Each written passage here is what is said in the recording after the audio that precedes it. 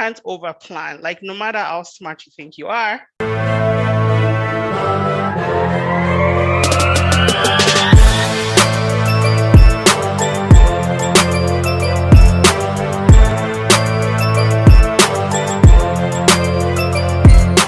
Hey, what's up, everybody? It's your boy Juju, and welcome back to the 1% of Juju podcast, where we teach you the practical steps to live your life like the 1%. As you guys can see, we are back today, and we have a wonderful guest along the journey with us.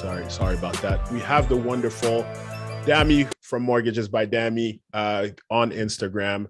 She is someone that I've been really excited to have on the podcast for a very long time. So thank you so much for joining us, Dammy. Thanks for being here.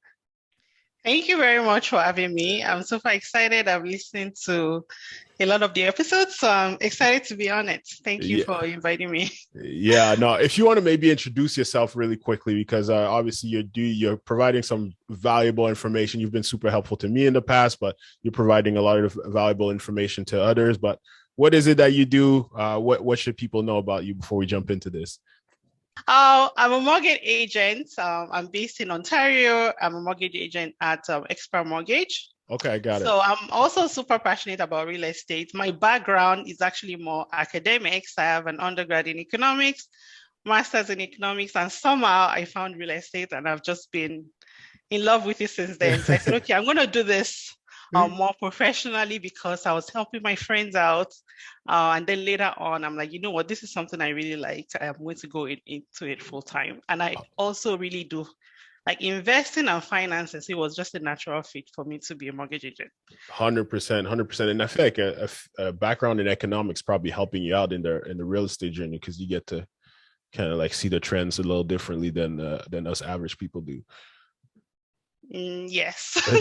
To some extent, at least. To some extent, because like there's no crystal ball. Like a lot of economists, you can be wrong and you can be right, but at least having an understanding of what's going on certainly helps. Yeah. I'm sure if you did have the crystal ball, you probably wouldn't be sitting here speaking to me. But now I like to believe that I'm that special that I can get the people that know it all. But no, super cool. But can you tell us what did get you into real estate? What is it that got you like really passionate about real estate specifically? You know, you spoke about kind of your journey of like helping your friends investing, and you doing your own investing, kind of deciding like, let me do this full time. What was it about real estate specifically that got you excited about that? Okay. To be honest, I kind of fell into it. So like a lot of people, I was in the process of buying our first home, and that process was actually, I was so surprised. There were bidding wars. I'm like, why is everybody rushing into this? So I started to read more about it. But at that point, I was looking more of it from like a rent versus buy perspective. I don't want to pay rent when I could be building my own equity. So that's pretty much all I knew about real estate.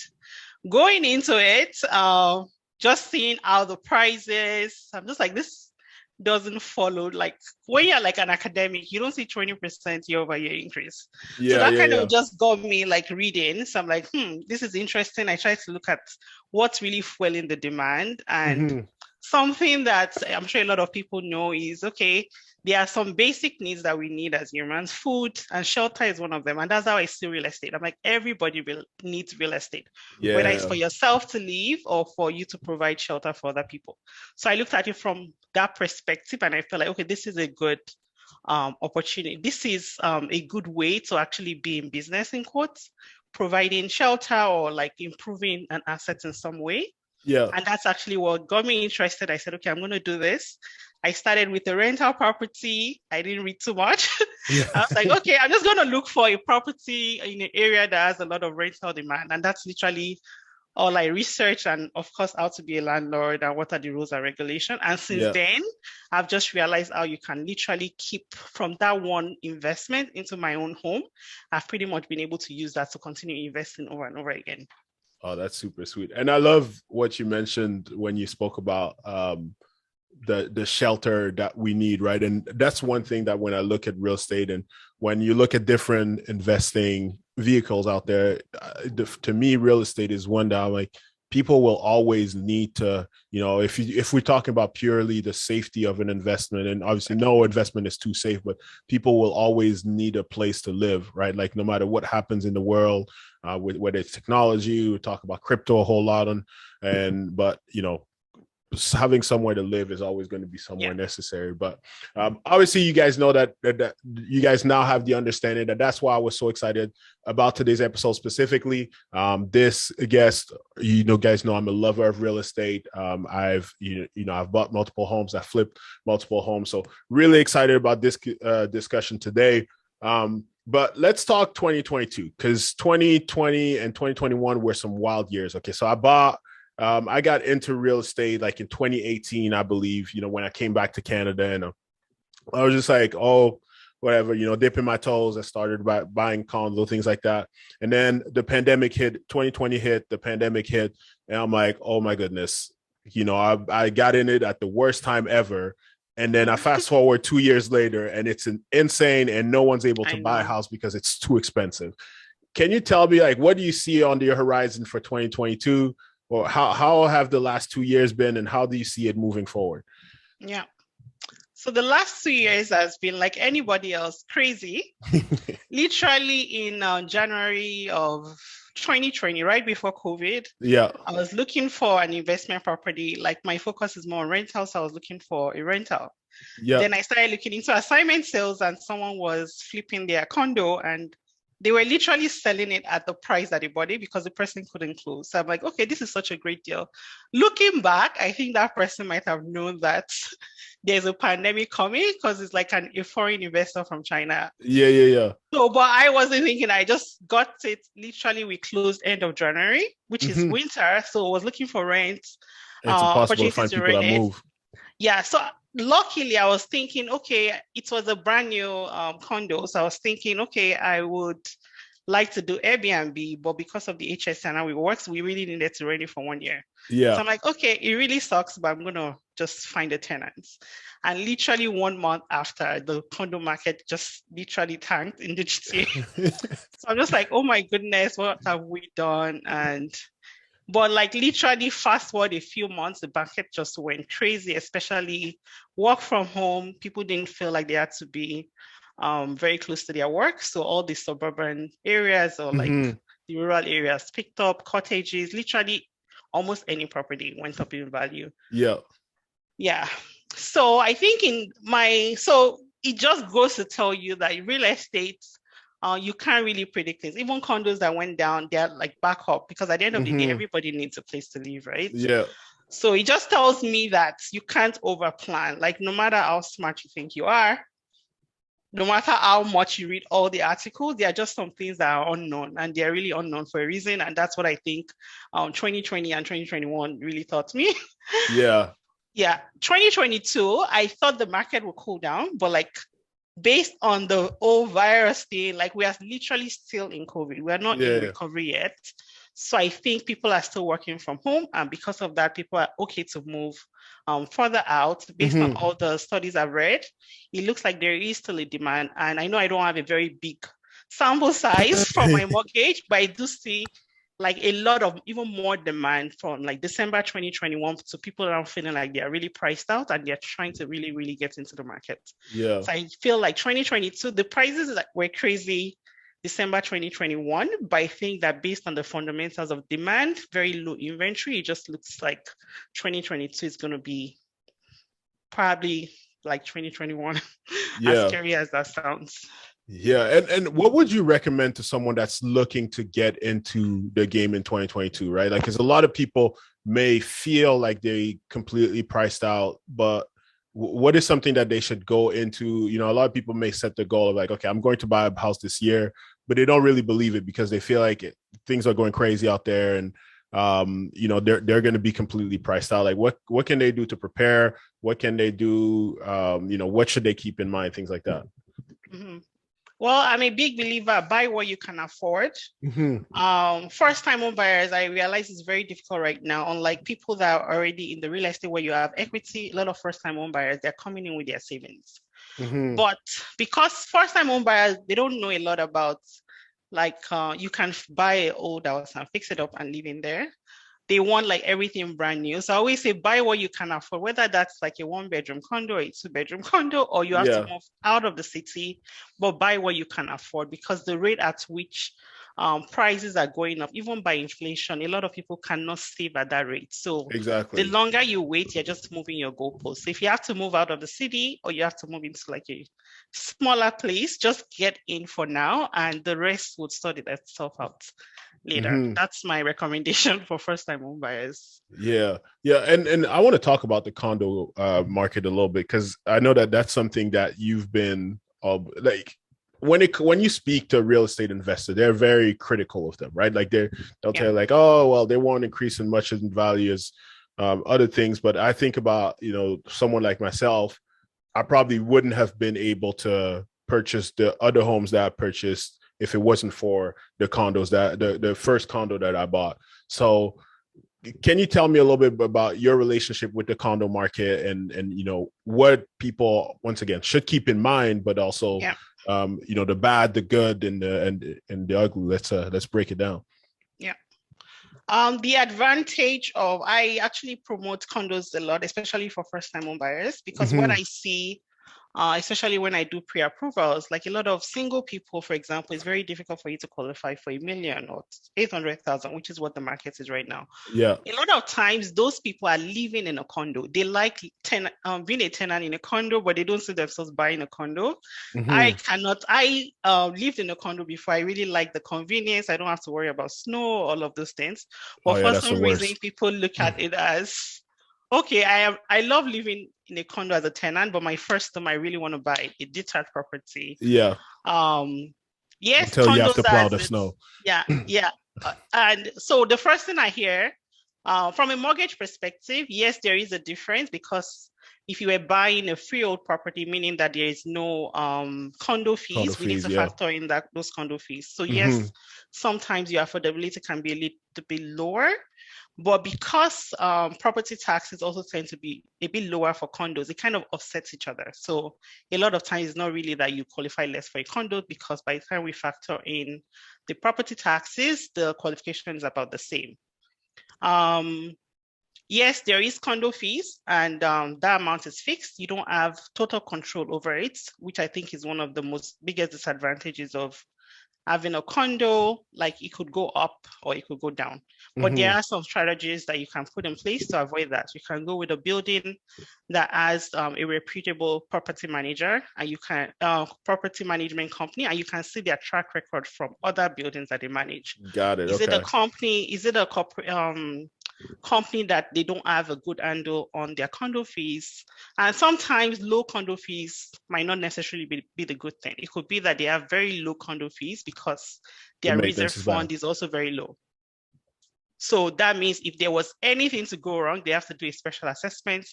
Any new condo buyer, once you see a special assessment, like, the Mm-hmm. value tanks for you, because nobody wants to be surprised with that. So I think sometimes it's not just condo fees. A lot of times there are some of them that have heating included, they have water included. So it's also what is included in the condo fees also matters, not just um, yeah. So that's so the condo fees, I think it's a pro and a con. Yeah. Yes, Right. yeah, yeah, you're paying for things, and from an investor is I it's difficult because that's just going straight. It could be going straight to your equity, but yet you're paying it towards condo fees. But I always say, like, if you were to own a freehold home, you still have to maintain the I property. was going to say that. Yes, That's you're what people don't paying. know. Yeah, yeah, you're clearing the snow, but you're not necessarily paying yourself because that's your own labor.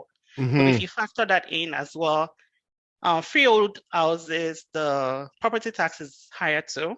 From owning both, I would tell you that the condo is actually the cheapest, cheaper option when you look at your overall cost for the year versus your overall cost for a condo. Wow, that's Because crazy. all of those things, condo just means that it's fixed per month, no surprises. A lot of times you have concierge. I don't have concierge in my own freehold Mm-hmm. home. Yeah. So a lot of times I think that the fees, it comes neck and neck. What I don't like is that you don't have complete control over it. Like, a lot of condos from last year to this year actually all went up because a lot of people were working from home. Utility bills for everybody went up. Went up. Yeah. So most people that own condos will have seen an increase at least year over year. That makes sense. Yeah, no, that's a lot of things that people don't factor in because, like you mentioned, if you're, let's say you are doing your own snow removal, right? Like, or if you're not, if you're looking to have multiple homes, right, you're not going to go plow the snow at every single one of your homes every single time it snows, or mow the lawn, or whatever. There's so many things that can happen that, like, when you have a condo, like, the maintenance is kind of a common pool that takes Yeah. care of that. Well, like when you might be doing it on your own if you're just deciding to have a freehold. So that's something to definitely keep in mind. And I love that.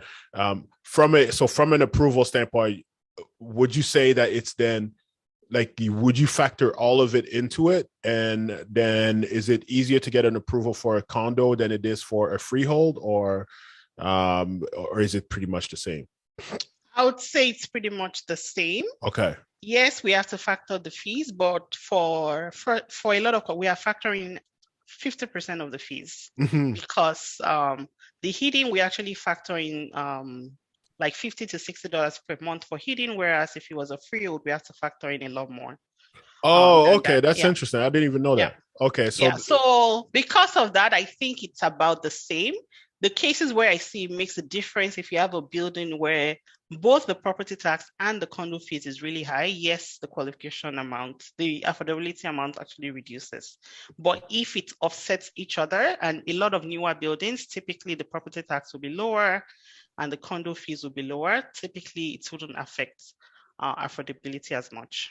Got it. It makes sense. So let's say when you do a pre-approval for a freehold, so it's not just can this person afford, let's say the mortgage is going to come out to $1,500. It's not just can this person afford the $1,500. Is can this person afford the $1,500? Can they afford the heating? Can they afford electricity? Can they afford the property taxes and things like that as well? Yes. Got it. Makes sense. I thought that, like, I knew that property tax would take into account because they always ask about that, but I didn't know that, like, heating and things. So do you guys usually just take an average, or how do you guys take a look at that? Like, how do you guys find that? Because for a standard size freehold, like no more than 2,500, usually we just use $100. It's based on the lender as well. There are some lenders that use a little bit more, but I'll say about average is 100.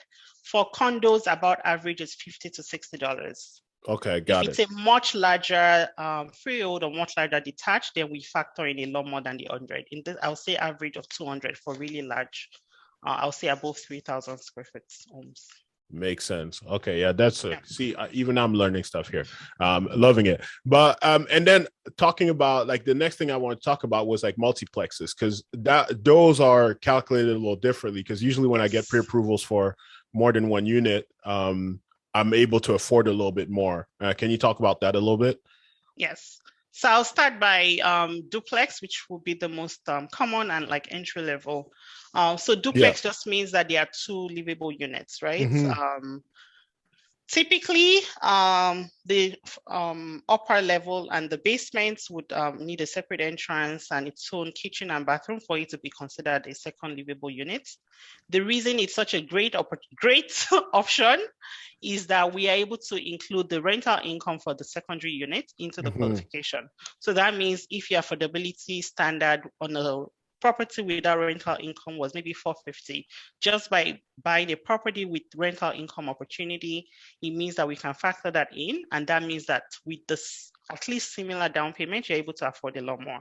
So for all my first-time home buyers, I always say, yes, your affordability is tight, but if you can find a property with a basement apartment, that might be a good way. And that's actually happened. I had a client, I think, qualified for maybe roughly 630, and they put in an offer for the property, and they're like, oh, they didn't get the property. And I said, okay, send me the link. And I saw that he actually had a separate entrance, finished kitchen. I'm like, you can actually get this property because it's within your qualification. So that was actually a great way, because they were able to get their first property. The basement was bringing in 1,500. So their overall cost of ownership actually really went. They were able to get into the market, and two, for a lower monthly fee, because now they have extra income coming in from the basement. Yeah. From a mortgage, sorry, go ahead. No. I was gonna say I was just dreaming a little bit, a duplex in the GTA for 630. That sounds like a dream right now. No, But it went for 680, which we were okay, able got to it. buy, but they were initially qualified for 630. Got it. Okay. Yeah, yeah, yeah. But sorry, you were gonna finish your thought. I didn't want to cut you No, out I there. was gonna say, like, from a minimum down payment perspective, as long as you plan to live in at least one of the units, you can Yep. still put 5% down. If you don't plan to live in any of the units, then the minimum for is 20%, like any 20%. rental property. And when you put 20%, do you have to go the private mortgage route, or can you still get qualified by the bank? So with 20%, you can still qualify for the bank as long as the credit is good and there's enough income to qualify. So there will be no reason to go to private. And the advantage of putting 20% down is also that you don't have to pay mortgage insurance. Yeah, that makes sense. That makes Yeah. perfect sense. And what does it take to qualify? Because I can think about one of my flips. I added, there was a bathroom in the basement, and I added a kitchen. What does it take to actually make it a legal, duplex that the bank would see as a, like, outside of like being the separate entrance? Like, is there some kind of code that has to be passed, or some things like that? That's something that it varies from lender to lender, which is so funny. People don't know that. So there are some lenders that they require that the secondary unit has to be legal. Mm-hmm. But there are some other lenders, and these are A lenders. I'm not saying that you even have to go to B. Yeah, You yeah, just need separate entrance, a kitchen, and a bathroom at the very minimum. Okay. Okay. So for those lenders, if the listing on MLS says illegal, typically it would be very difficult to find someone to accept it. But if it's like neutral, yeah, and yeah, it says secondary suit or in-law suit or things like that, that's where you guys work your magic. Yeah. Typically most will be able to find a lending option. Yeah, that's really cool, because that's what I was wondering. And it's interesting that you bring that up, because like in my experience, like I've seen that as well, where I've gotten, I've asked for pre-approval, and then my broker's coming back to me and telling me like, oh yeah, you can only get approved with these two banks. And in my mind, I'm like, aren't they all the same? Like, if I'm approved with one, wouldn't I be technically approved with others? But they're like, some of them see my rental income differently than others, and it's very interesting. So it's interesting that like even the A lenders, they all have their own individual rules, which yes, so there's no kind of like silver lining where it's like, if you do this, you'll get approved everywhere from like a real estate standpoint. Well, you still have a good chance of like at least getting an approval, which is like the goal eventually, right? Yeah. But no, interesting. And let's talk about the flips now that we're on the topic. How do you guys treat the flips, like from a mortgage standpoint? I know that some of them that I did, I've told my brokers that like, oh no, I'm buying it to stay in it, and then like a couple months later, and I was like, oh, I need to sell it, and they told me that that's the best way to do it. But if I were to come to you and I'm like, okay, well, I want to invest and I want to become a house flipper, how would you treat that differently than a normal mortgage? Okay. So, good question. This is the fun one, isn't it? Yes. So I always say, so if somebody tells me, well, it's a flip, there's two options, right? Mm-hmm. There are some very quick flips, meaning like you're buying it, renovating it, and literally selling it right away. Yeah. For that kind of mortgage, we have two options, right? Depends on your profile, and it depends on the condition of the property. Mm-hmm. So for a standard property where maybe it just needs a cosmetic flip, it's still in good condition, those are easier. Yeah. Typically when the appraisal is done, it passes like the basic things that they're looking for, the person's income and everything can qualify. In those cases, you can still get a regular mortgage. Because there might be a chance that you would sell it soon, we recommend a variable rate mortgage. So that way, when you break it, the penalty is really low. If the property is not really in a good condition, it becomes a bit more challenging. In that case, we have two options.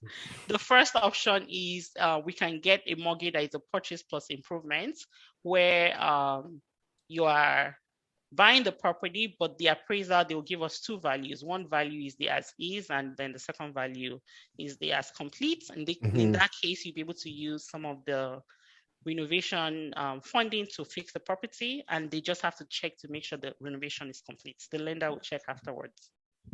Because you actually have to come up with that money out of pocket, right? And then they'll pay you back. Yeah. Yes, so they always say that they will pay the contractor, but I don't know any contractor that will be willing to put 50,000 into a property without getting paid. Getting So a paid. lot of times you have to fix it up first, and then the bank then typically they would actually give the money to the lawyer at closing, but the lawyer would then be allowed to release it to you after the renovation is complete. Got it.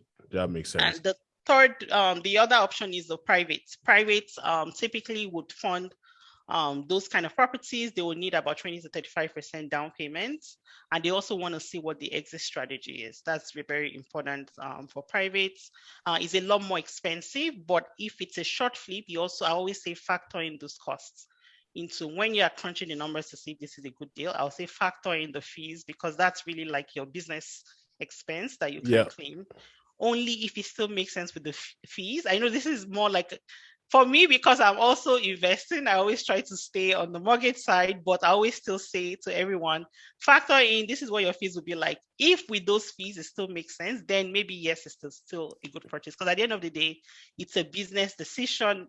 Yes, it's more expensive, but it could also be still worthwhile even with the expenses. Yeah, I'm actually preparing a podcast episode where I break down kind of like my experience flipping homes, and that's one thing to keep in mind is like a lot of people because a lot of people that want to get into flipping, like what they do is like they watch a lot of these cool flipping shows on TV, right? And what they share with you is like, okay, well, I bought the house for this amount, and then I put the renovations cost me this amount, and this is how much I make. But there's all these other costs, which is the interest that you're paying, right? Your holding costs. I think that you broke it down at some point on your page, and there's all these other costs that people usually don't think about that are actually very important that can make or break your flip. That if you're not thinking about like a large enough margin when you're doing your calculation, they can really mess with you. So sweet. All right, we can what would you say are some common other like misconceptions or people that like forget like or don't think about when it comes to like getting approvals or things like that? Like where are some people that sometimes they sit down with you and they may think that like this is going on, but like in actuality, like they're in a better situation or in a worse situation than they actually are? The first one I see is people think they need perfect credit to be able to purchase a house. You do not need perfect credit. In fact, if you have a 680 score and somebody that's at 750, a lot of times you qualify for almost exactly the same rate. So really? Yes. So So there I've are been out some there working on my situations. credit for no reason. It's still important to work on your credit, but No. it doesn't mean that, because I have 698, you're waiting a couple of months to make sure it's 800. No, you 100%. don't need Yeah. perfect credit to purchase a home. So that's one. When I tell people that, they're a little bit surprised. Yes, if your credit is below 650, I say at that point, you should be, we don't have as many options. You can still get approved. It just means that we are not necessarily going for like the best rate in the market. We are going for among the lenders that have allow your credit, what are some of the best options? So yes, below 650 or below, I would say 680, your options are reduced, but there are still a lot of good options. The other situation I see for a lot of buyers, especially first-time home buyers, they feel like I need to save off 20% just so I avoid paying mortgage insurance. Like mortgage insurance to me, it's a good thing. It means that you don't have to wait like to save off 20%, which in this market. Yeah. So I think that we are literally, you should be like, wow, there's mortgage insurance. So now I can buy a home rather than, there's mortgage insurance. I'm going to wait 2-3 years to save up 20%. And imagine if someone was doing that 2-3 years ago, that person would be completely priced out, or they would be forced to buy something. At least they would be forced to compromise because the properties that we were within the affordability 2 to 3 years ago is no longer affordable this year. So I would say get in when you can, regardless of if you have to pay mortgage insurance or not. It shouldn't be like something to make you wait. So that's one thing I also see. I also see situation where people feel like their income situation needs to be perfect. The good thing in Canada is that we have lots and lots of lenders. Like I said, the policy differs for several lenders. Typically, there would be an option to go in. Yes, you have better options when you have 20% versus when you have less than 20% because the insurer's rule supersedes the lender rule. So less than 20%, there is still options and flexibility among lenders, but ultimately the insurer must approve it. So because of that, we could be a bit limited. But for most people with 20% down, even if you're an independent contractor, which is very common as we go into like this gig economy, or like a contractor, a lot of times you can get in, but it might just require a lot more down payments. But some people don't know that. They feel like they need to fit into the insurance box before they are able to get approved. What else is people think pre-qualification is the same as pre-approval. It's not. Okay, can you talk about the difference there a little bit? Because like I think that that's a very common misconception. Yes. So a pre-qualification, which I do a lot, because a pre-qualification is where somebody is more of like an exploratory call, where somebody calls and says, this is my income, this is my situation, this is my credit. What do I qualify for? I'm not ready yet. Just tell me what I qualify for. So that's more of a pre-qualification. So I always say this is a pre-qualification. It doesn't mean you can buy this property, but based on what you've told me, you can possibly qualify for this.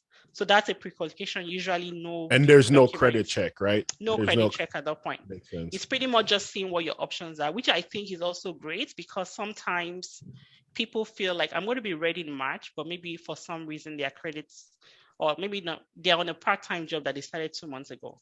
When it's time, they realize that income is not acceptable. So I always say the moment you think that there's a possibility that you want to buy a place, at least get pre-qualified so you know what to prepare for.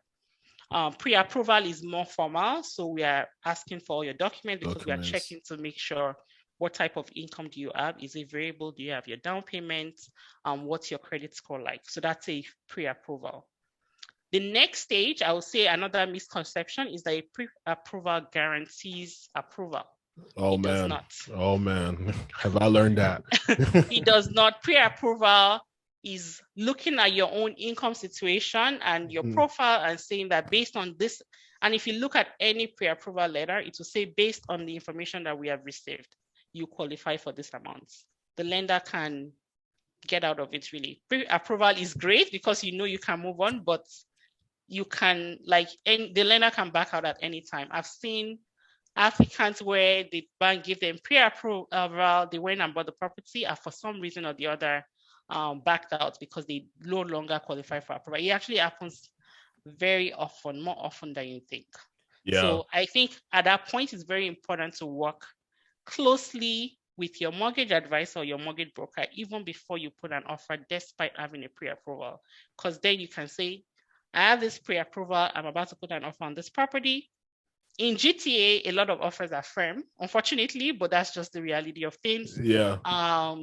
Is more risky than people think. It's really risky because you're pretty much saying that no matter what happens, I'm in a binding contract to buy this house. So no mortgage person can say, I guarantee you 100%, but they can tell you, okay, at least based on your profile, these are some of your risks, and then you do that with that information, what you wish. That's at least my own approach to it. Approval is when it goes through like the underwriting process.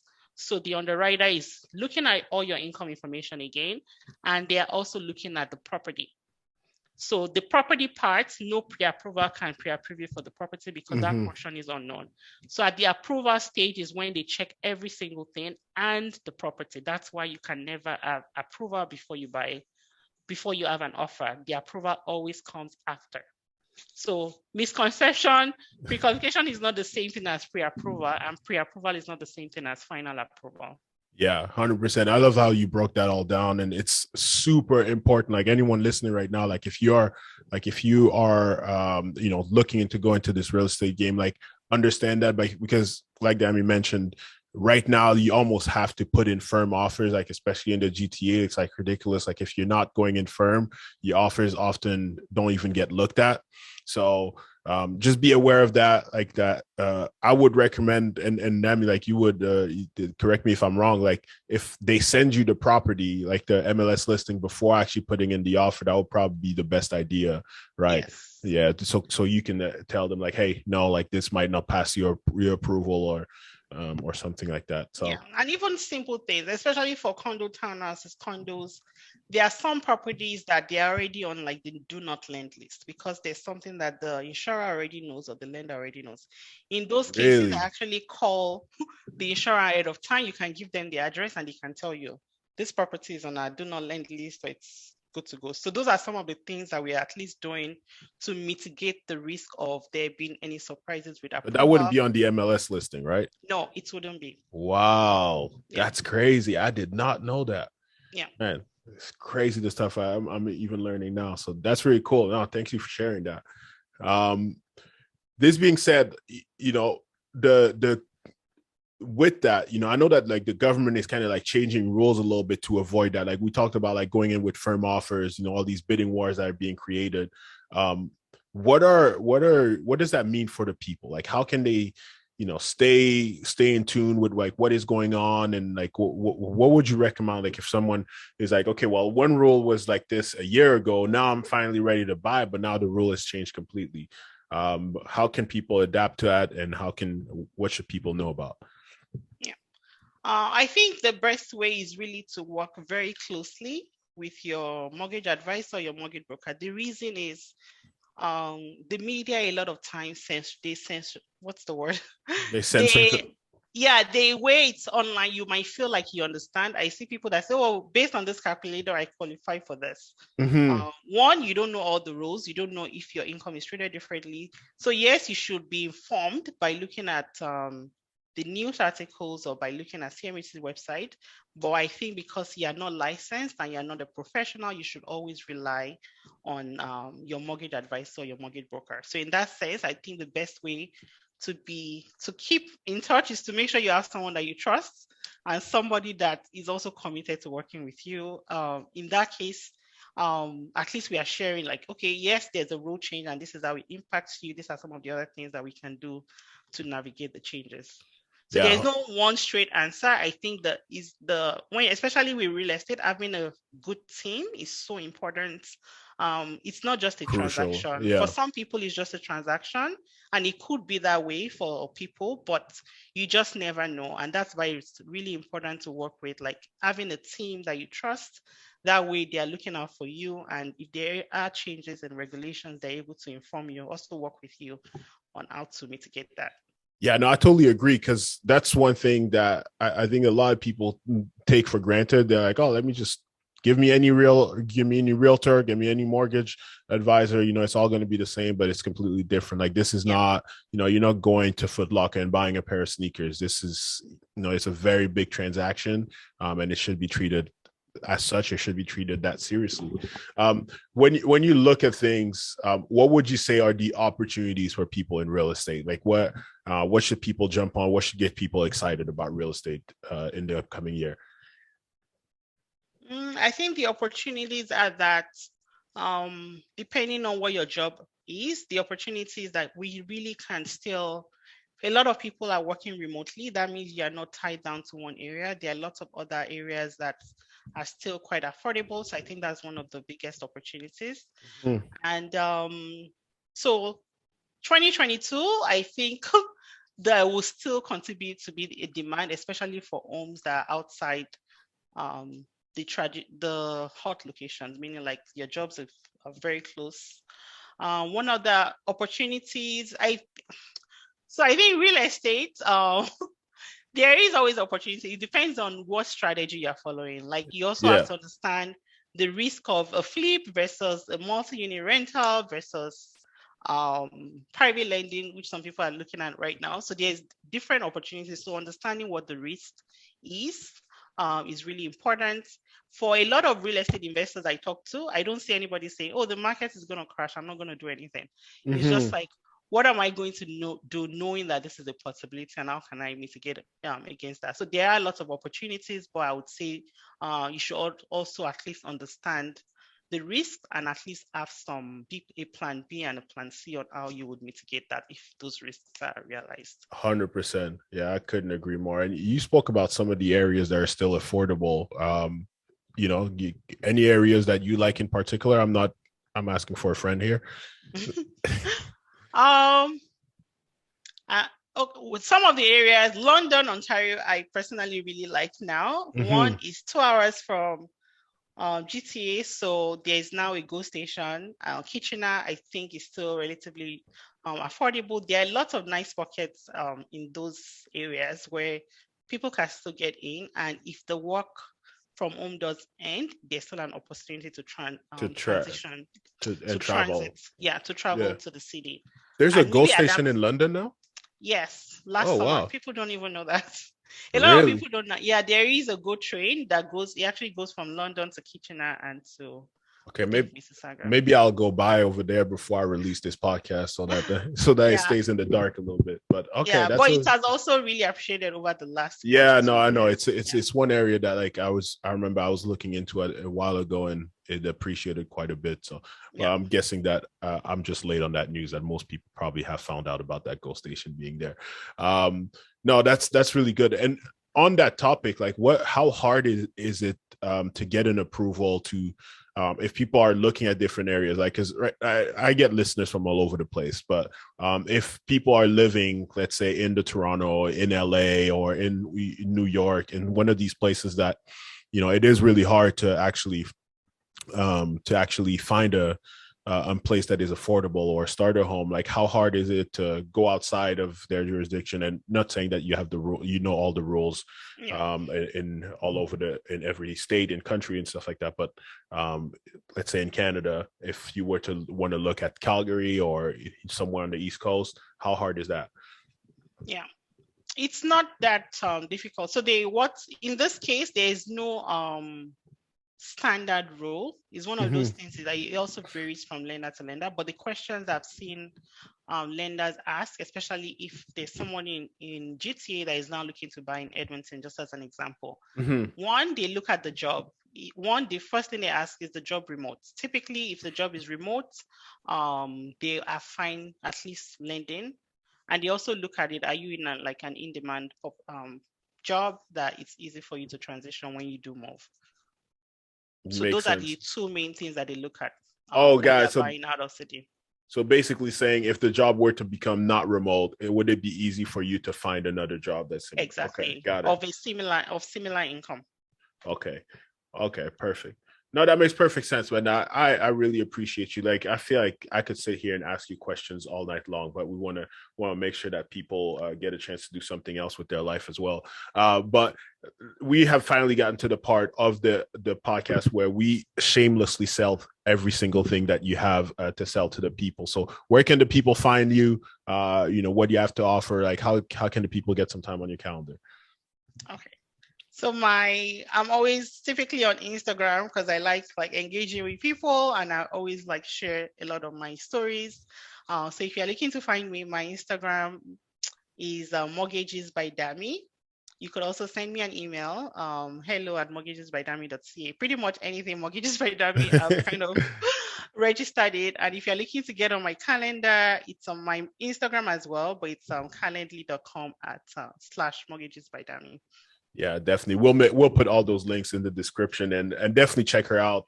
Even for starters, just taking a look at her Instagram. It's super helpful just because I think that she shares a lot of success stories, a lot of misconceptions that people, think cannot afford, and a lot of people that were able to go past those hurdles. There's a lot of stories that she shared about people purchasing condos, whether it was 2 or 3 years ago, and then now purchasing their second property or third. So really love what she's doing. So definitely, she has my endorsement. She's been very helpful to me in the past, like I said. So definitely check her out. Go work with her. But anything else that the people should know? Definitely. Anything else that people should know before we jump off here? I just want to remind people that real estate, shelter is literally one of the 3 basic needs. So whether you're buying for yourself or for investments, I personally believe that it's always a good thing. And I always say time in the market over time in the market. 100%. This is a phrase we've repeated here. So guys, and if you guys have any plans of buying this year, get to work it. Dammy spoke about, pre-qualification, pre-approval. Start speaking now, because it can get you, if you if you fail to plan, you plan to fail, essentially. So get on someone's calendar now, whether it is Dammy, whether it's someone and trust already, that's fine. But just make sure that you do that early, so at least you can get on the right track. But obviously, we're going to jump off for today. If you found some value in today's episode, please go ahead and share it with someone. That is the only way that this platform will grow. We are super thankful that Dammy joined us today. So thank you so much for all the valuable information. Make sure to follow us on all social media platforms. All the links are in the description. You guys know where to find me. And make sure you subscribe to the podcast if you haven't done so yet. What are you doing? We are on YouTube. We're on Spotify. We are on Apple Podcasts. We're all over the place. So just go ahead and do that. Don't waste any more time. But as always, you guys already know, make sure that you're taking the steps today to ensure that you're 1% closer to your goals than you were yesterday. Have a good one, everybody. Take care.